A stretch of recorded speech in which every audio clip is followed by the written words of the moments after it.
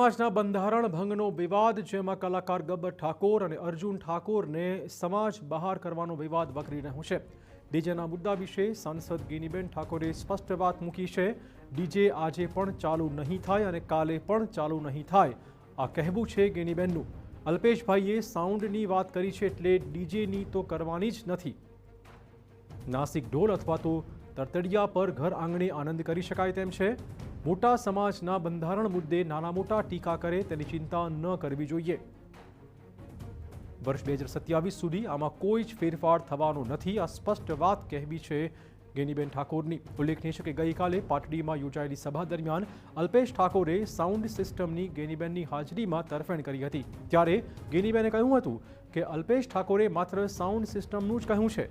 DJ આજે પણ ચાલુ નહીં થાય અને કાલે પણ ચાલુ નહીં જ થાય.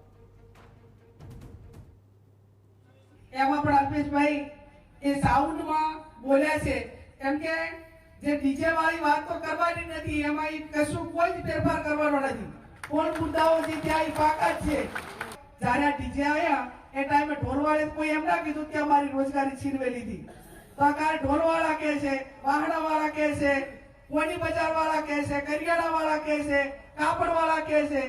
એટલે આ બાબતમાં જે હવે બજેટ 2026 નું પાસ થઈ ગયું, એ હત્યાવી પહેલા આ બજેટમાં હું વ્યક્તિગત રીતે સમાજ વતી કહું છું કે કાંઈ ફેરફાર થવાનો નથી. તો ગઈકાલે પાટડીમાં યોજાયેલી સભા દરમિયાન ધારાસભ્ય અલ્પેશ ઠાકોરે સમાજ બહાર મૂકેલા કલાકારો સંદર્ભે પણ વાત કરતા કહ્યું હતું કે સમાજના દીકરા છે, તેમને માફ કરી દેવા જોઈએ અને વચ્ચેનો કોઈ રસ્તો કાઢવો જોઈએ. તો સાથે જ તેમણે કહ્યું હતું કે તે કોઈને બહાર કાઢવામાં નહીં આવે, પરંતુ ભેગા રાખવામાં માને છે. છતાં સમાજના બંધારણ તમામને સમાન રીતે લાગુ પડતા હોય છે. સમાજ બહાર મૂકવો એક રસ્તો નથી. જો હું આજે કહું તમને, મારું કામ ભેગું કરવાનું. બંધારણમાં કોઈ એવું કીધું ડીજે બંધ થઈ ગયું, તો ડીજે ફક્ત લગન પૂરતું, એક ગામથી બીજા ગામ જવા પૂરતું બંધ થયું. ધાર્મિક પ્રસંગો નહીં આવવાના, સામાજિક મેળાવડો નહીં આવવાના. એટલે જે યુવાનો છે, જે દીકરાઓ છે, એ આપણા છે, મારા છે. મને સમાજમાં કોઈની પર પણ કાર્યવાહી થાય બિલકુલ ના ગમે, પણ સમાજ માય બાપ છે. હું એ સમાજથી છું ભાઈ.